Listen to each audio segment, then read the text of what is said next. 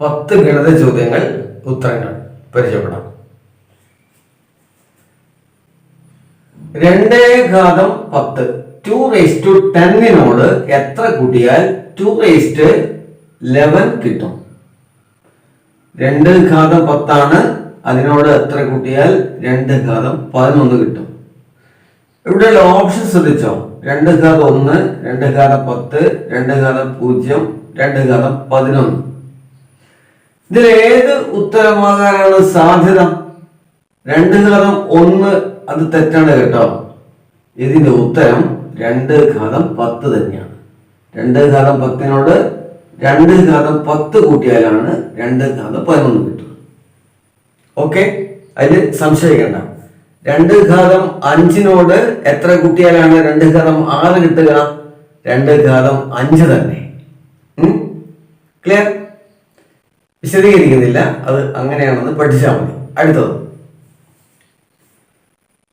A⁵B 2:5, B:C 4:3 ആയാൽ A:B:C എത്ര? A:B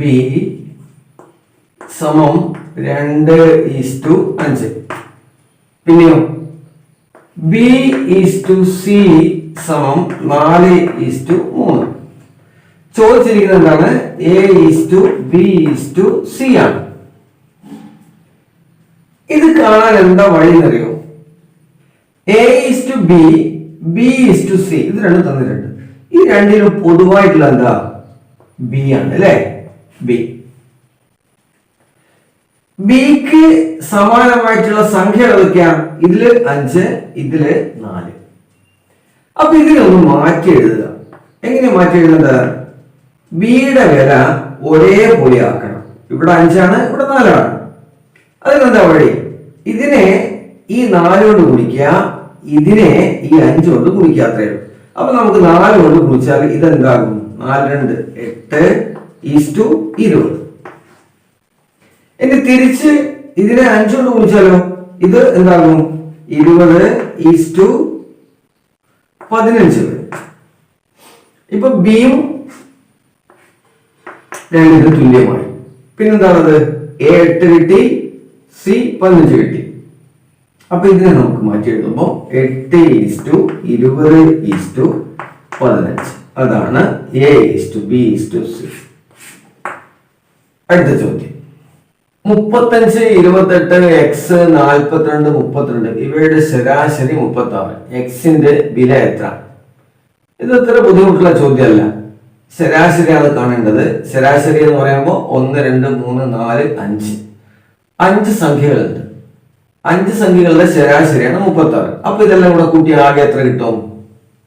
36 ഗുണിക്കണം 5, 150 കിട്ടും. ഇത് ആകെയുള്ള തുക ഈ 5 എണ്ണത്തിന്റെ.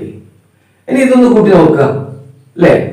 കൂട്ടി നോക്കാൻ ഇതാ 28ഉം 42 കൂടെ കൂട്ടിയാൽ 70. 32ഉം 35 കൂടെ കൂട്ടിയാൽ 67. 137 കിട്ടി. 150 കിട്ടണം. 150 കിട്ടണമെങ്കിൽ അടുത്തെന്ത് വേണം? 43. അപ്പൊ ഇവിടെ എക്സിന്റെ വില 43. ഇതാണ് ഇതിന്റെ ഉത്തരം. 1/2/3 പ്ലസ് 2/1/2 പ്ലസ് 3/1/3 എത്ര? 1/2/3 പ്ലസ് 2/1/2 പ്ലസ് 3/1/3. ഇത് നമ്മളതിന്റെ ശരിയായ രീതി ചെയ്യുകയാണെങ്കിൽ 1/2 സെക്കൻഡ് കൊണ്ട് ചെയ്യാൻ പറ്റുന്ന ഒരു ചോദ്യമാണ്. അതെങ്ങനെയാന്ന് നോക്കാം. 1/2/3 പ്ലസ് 2/1/2 പ്ലസ് 3/1/3. ഇതൊക്കെ മനസ്സിൽ ചെയ്യാവുന്ന കാര്യമാണ്. ഞാനിപ്പോ ബോർഡ് ചെയ്യുന്നത്. ഞാനിപ്പോ ബോർഡ് ചെയ്യുന്നു, പക്ഷെ അത് മനസ്സ് ചെയ്യാൻ പഠിക്കുന്നു. 1, 2, 3 ഇതാണ് ഇതിലെ എണ്ണൽ സംഖ്യകൾ അല്ലെ? 1, 2, 3 3 3 6. അപ്പൊ അതേ കൂട്ടി വെക്കുക. പ്ലസ് പിന്നെ ബാക്കി എന്താണത്? 2/3 പ്ലസ് 1/2 പ്ലസ് 1/3. ഇതെല്ലാം കൂടെ കൂട്ടേണ്ട ആവശ്യമില്ല. 2/3 1/3 ഇവിടെ തന്നിട്ടുണ്ടല്ലോ.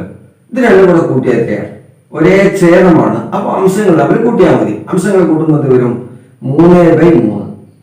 അപ്പൊ ഇതിനെ മാറ്റി 6 പ്ലസ് 3/3 പ്ലസ് 1/2. ഇങ്ങനെയൊന്നും ചെയ്യേണ്ട, എല്ലാം മനസ്സിലാണ്. 3/3 എന്ന് പറഞ്ഞാൽ എത്രയാ? 1. അപ്പൊ 6 പ്ലസ് 1 7. 7 പ്ലസ് അര 7.5. ഇങ്ങനെ ചെയ്യാവുള്ളൂ. മനസ്സിലാണേ? നിങ്ങൾക്ക് അറിയാൻ വേണ്ടി, അതിന്റെ വഴി അറിയാൻ വേണ്ടി ഇങ്ങനെ പറഞ്ഞത് മാത്രം. ഓക്കെ. അടുത്തത് ഇവിടെ ഒരു ചിത്രം തന്നിട്ടുണ്ട്, കണ്ടല്ലേ? ചിത്രത്തിലെ രൂപത്തിന്റെ പരപ്പളവ് എത്ര? പരപ്പളവ് കണ്ടുപിടിക്കേണ്ടത് ഇതാണ് രൂപം. അതൊന്ന് വരച്ചു നോക്കാം.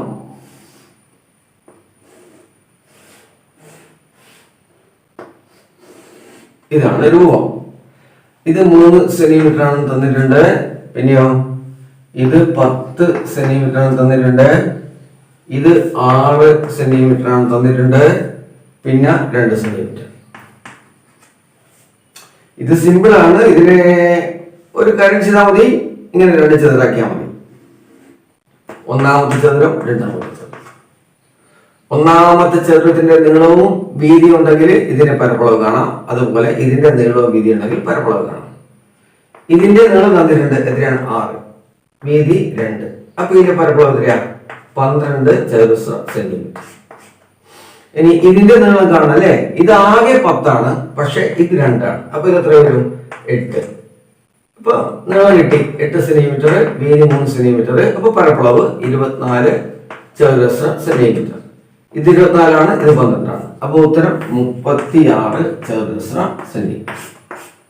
ഇതാണ് ഇതിന്റെ ഉത്തരം. അടുത്ത ചോദ്യം. x മൈനസ് വൈ സമം 5. x² മൈനസ് y² സമം 55 ആയാൽ y എത്ര? ഓപ്ഷൻ ഉണ്ട് A8, B3, C5, D7. ഇത് 4 ഓപ്ഷൻസിൽ ഏതിലാണ് ഇതിന്റെ ഉത്തരമായിട്ട് വരുന്നത്? അപ്പൊ ഇതില് x മൈനസ് വൈ സമം 5, x² മൈനസ് y² സമം 55, y കണ്ടുപിടിക്കണം. ഒറ്റ നോട്ടത്തിലെ ഇത് ഒരു വിഷമമുള്ള ചോദ്യം തന്നെ. നമുക്ക് എങ്ങനെ ഇത് ചെയ്യാൻ നോക്കാം. x മൈനസ് വൈ സമന്താണ് 5. പിന്നെ x² മൈനസ് y² സമം 55. വൈയുടെ വിലയാണ് കണ്ടുപിടിക്കുന്നത്. എന്താണ് x² മൈനസ് y²? അതിനെങ്ങനെ മാറ്റി എഴുതാം? അത് x plus y into x minus y ആണ്. X plus y into x minus y ആണ് എന്ത്? x² minus y². അത് എത്രയാണ്? 55. ഇതിന് എക്സ് മൈനസ് വൈയുടെ വില തന്നിട്ടുണ്ട് അല്ലേ? ഇതാ, അതായത് എക്സ് പ്ലസ് വൈയെ എക്സ് മൈനസ് വൈ കൊണ്ട് ഗുണിച്ചാൽ 55 കിട്ടും. എങ്കിൽ എക്സ് പ്ലസ് വൈ എത്ര വരും? 55നെ 5 കൊണ്ട് ഹരിച്ചാൽ മതി. അതായത് 11 ആണ്. എക്സ് പ്ലസ് വൈ സമം 11. ഇതെങ്ങനെ കിട്ടിയത്? ഇതിനെ നമ്മളൊന്ന് മാറ്റി എഴുതി. x² മൈനസ് y² സമം 55. അത് ചോദ്യത്തിൽ തന്നാണ്. x² മൈനസ് y² എന്ന് പറഞ്ഞാല് x plus y into x minus y. X minus y തന്നിട്ടുണ്ട് 5 കണ്ടല്ലേ? ഇവിടെ തന്നിട്ടുണ്ട്. അപ്പൊ എക്സ് പ്ലസ് വൈയെ 5 കൊണ്ട് ഗുണിച്ചാൽ 55 കിട്ടും. അപ്പൊ എക്സ് പ്ലസ് വൈ എന്ത് വരും? ഈ 55നെ എക്സ് മൈനസ് വൈ കൊണ്ട് ഹരിക്കുക, അല്ലെങ്കിൽ 5 കൊണ്ട് ഹരിക്കുക. അതാണ് 11. അപ്പൊ നമുക്ക് കിട്ടിയ കാര്യം ഒന്നുകൂടെ മാറ്റി എഴുതാം. എക്സ് പ്ലസ് വൈ സമം 11, എക്സ് മൈനസ് വൈ സമം 5.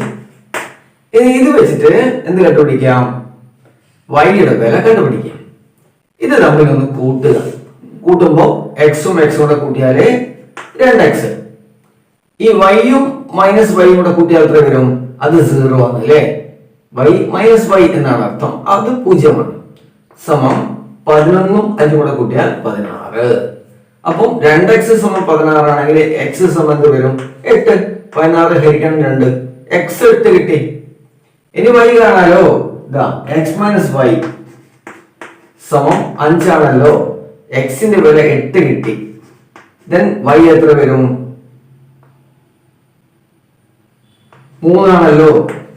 8 മൈനസ് 3 ആണല്ലോ 5. ഇപ്പൊ പൈയുടെ വില 3. ഈ ഓപ്ഷൻ തന്നിട്ടുണ്ട് ഇവിടെ ബി. അടുത്ത ചോദ്യം. ഒരു മട്ടത്രികോണത്തിന്റെ കർണം 1.5 മീറ്ററും മറ്റൊരു വശം 1/2 മീറ്ററുമായാൽ അതിന്റെ ചുറ്റളവ് എന്ത്? √2ന്റെ വില 1.41 തന്നിട്ടുണ്ട്. അപ്പൊ നമ്മൾ ഇതിന്റെ ക്രിയ ചെയ്യുമ്പോൾ √2 വന്നാല് വില കൊടുക്കേണ്ടത് 1.41. മട്ടത്രികോണത്തിന്റെ കാര്യമാണ്. അതിനകത്ത് 2 വശം, കർണവും മറ്റൊരു വശവും. ചുറ്റളവ് കാണണമെങ്കിൽ എന്ത് വേണം? ത്രികോണത്തിന്റെ മട്ടത്രികോണമാണെങ്കിലും മട്ടത്രികോണം ആണെങ്കിലും മറ്റേത് ത്രികോണാണെങ്കിലും ചുറ്റളവ് കാണണമെങ്കിൽ 3 വശം വേണം. അപ്പൊ ഇതിൽ 2 വശം തന്നിട്ടുണ്ട്. മട്ടത്രികോണമായതുകൊണ്ട് ഏതെങ്കിലും 2 വശം കിട്ടിയാൽ മൂന്നാമത്തെ വശം കാണും. പൈത്തഗോറസ് സിദ്ധാന്തം അല്ലേ? അപ്പൊ നമുക്ക് ഇതൊന്ന് വരച്ചു നോക്കാം. മട്ടത്രികോണം കർണം 1.5, പിന്നെ മറ്റൊരു വശം 1/2. ഇത് കണ്ടുപിടിക്കണം. അപ്പൊ കർണം സ്ക്വയർ മൈനസ് റൂട്ട് ഓഫ് കർണം സ്ക്വയർ മൈനസ് പാദം സ്ക്വയർ അല്ലേ? അപ്പൊ എന്ത് വരും? റൂട്ട് ഓഫ് 1.5 എന്നുള്ളത് മാറ്റി അതെന്താക്കണം? അത് സാധാരണ ഭിന്നസംഖ്യയാക്കണം. 3/2. 2 ഗുണിക്കണം 1 2, 2ഉം 1 കൂടെ കൂട്ടിയാൽ 3. അപ്പൊ 3/2 whole square minus 1/2 whole square. 3/2 whole square എന്ത് വരും? 9/4 മൈനസ് 1/2 ഹോൾ സ്ക്വയറോ 1/4 റൂട്ട് ഓഫ് സമം എന്ത് വരും?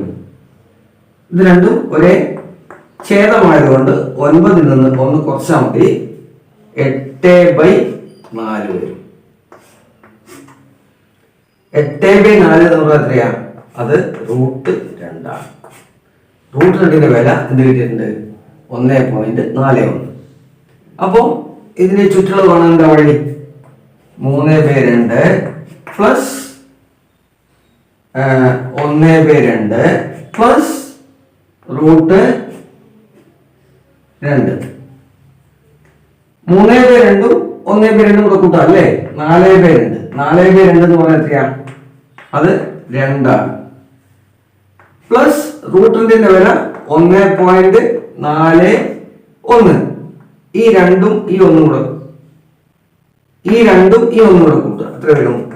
3.41 മീറ്റർ ആണ് ഇതിന്റെ ചുറ്റളവ്. കുറച്ച് വിഷമമുള്ള ചോദ്യമാണ്, ഇതും പഠിക്കണല്ലോ. അടുത്തത്. ഒരു സംഖ്യയും അതിന്റെ 3/5 ഭാഗവും തമ്മിലുള്ള വ്യത്യാസം 50 ആയാൽ സംഖ്യ ഏത്? ഇങ്ങനെ ഒരു ചോദ്യം കിട്ടിയാൽ എന്താ ചെയ്യേണ്ടത് അറിയോ? 1 2 3 4 ഓപ്ഷൻ ഇല്ലേ? ആ ഓപ്ഷനിൽ ഇതൊന്ന് പ്രയോഗിച്ച് നോക്കിയാൽ മതി. ഇല്ലെങ്കിൽ കുറേ സമയം എടുക്കേണ്ടി വരും ചെയ്യാൻ. ഈ ഓപ്ഷൻ എടുത്ത് ചെയ്യുമ്പോൾ കുറച്ചും കൂടി വേഗത്തിൽ എളുപ്പത്തിൽ ചെയ്യാൻ പറ്റും. അതെങ്ങനെയാണ്? ഒരു സംഖ്യയും ഇപ്പൊ ഇവിടെ ഓപ്ഷൻ 75 ആണ്. അതിന്റെ 3/5 ഭാഗം എത്രയാ? 45.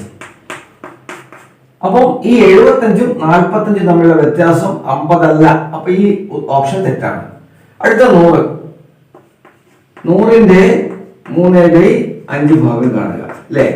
60 അല്ല, ഇത് 100ന് 5 കഴിച്ചാൽ 20. 20 ഗുണിക്കണം 30, 60. 60ഉം 100ഉം തമ്മിലുള്ള വ്യത്യാസം എത്രയാണ്? 40 ആണ്. അപ്പൊ ഇതും അല്ല, 100ഉം അല്ല. അടുത്ത 125 ആണ്. 125 ഗുണിക്കണം 3/5 എന്ത് വരും? ഇവിടെ 25. 25 ഗുണിക്കണം 3 75. 125ഉം 75ഉം തമ്മിലുള്ള വ്യത്യാസം എത്രയാണ്? 50 കറക്റ്റ് ആയിട്ട്. 125 മൈനസ് 75 50. അപ്പൊ ഓപ്ഷൻ സി ആണ് അതിന്റെ ഉത്തരം. ഇങ്ങനെ കണ്ടുപിടിച്ചാൽ മതി. ഓക്കെ. അടുത്തത്. ഒറ്റയാനെ കണ്ടെത്തുക. ഈ 4 ഓപ്ഷൻസ് ഉണ്ട്. RNJ, XTP, MIE, ZWR. അപ്പോ ഒറ്റ നോട്ടത്തിൽ ഒന്നും മനസ്സിലാകുന്നില്ല അല്ലേ? ഈ ഒറ്റയാൻ ആരാണ്? എന്താ ചെയ്യാൻ അറിയോ? കാണിച്ചാൽ RNJ, XTP, MIE, ZWR. ഇതിന് ഓരോന്നും ഇംഗ്ലീഷ് അക്ഷരമാലയില് എത്രാമത്തതാണെന്ന് നോക്കുക. n 14 ഐ ജെ 10 r എത്ര വരും? ഇത് n 14 O P Q R, അത് കഴിഞ്ഞ് നാലാമത്തത്, അപ്പൊ 18 വരും. x y z ഇത് 24, t 20, ഇത് എത്ര വരും? p q r ആണ് അല്ലേ? അപ്പൊ p 16, m 13, i 9, e എത്ര വരും? 5, z 26, w x y z ആണ്. അപ്പൊ w 23, r എത്ര വരുന്നത്? 18. ഇംഗ്ലീഷ് ഭാഷയിലുള്ള അക്ഷരങ്ങളുടെ അതിന്റെ സ്ഥാനമൊക്കെ എഴുതി വെച്ചല്ലോ അല്ലെ? 18, 14, 20 ഒക്കെ. ഇനി അവ തമ്മിൽ എന്തെങ്കിലും ബന്ധമുണ്ടോ നോക്കുക. 18ഉം 10ഉം കൂടെ കൂട്ടിയ എത്രയാ? 28. അതിന്റെ പകുതിയാണ് ഇവിടെ ഉള്ളത് അല്ലെ? 14. ഇത് രണ്ടും കൂടെ കൂട്ടിയിട്ട് പകുതി. വെറുതെ നമ്മൾ നിഗമനം. അടുത്ത നോക്കുക. 24ഉം 16ഉം 40, അതിന്റെ പകുതി 20. അത് ഇവിടെ ശരിയായി. അപ്പൊ ഇവിടെ പറഞ്ഞ കാര്യം ഇവിടെ ശരിയായി. ഇനി ഇവിടെ നോക്കുക. 13ഉം 5ഉം കൂടെ കൂട്ടിയ എത്രയാ? 18. 18ന്റെ പകുതി 9, അപ്പൊ ഇവിടെ ശരിയായി. അത്ര 3 ഇവിടെ 3 ശരിയായി. ഇനി ഇവിടെ നോക്കുക അല്ലെ? 26, 18, 44, അതിന്റെ പകുതി എത്രയാ? 22 ആണ് വേണ്ടത്, പക്ഷെ ഇവിടെ 23 ഉള്ളത്. അപ്പൊ ഇതാണ് PSC പരീക്ഷ തയ്യാറാക്കിയാൽ, ഈ ചോദ്യം തയ്യാറാക്കിയാൽ ഉദ്ദേശിച്ചത് ഇതാണ്. ഇതിനെ പറ്റിയാണ് ZWR, ഓപ്ഷൻ ഡി. അടുത്ത ചോദ്യം.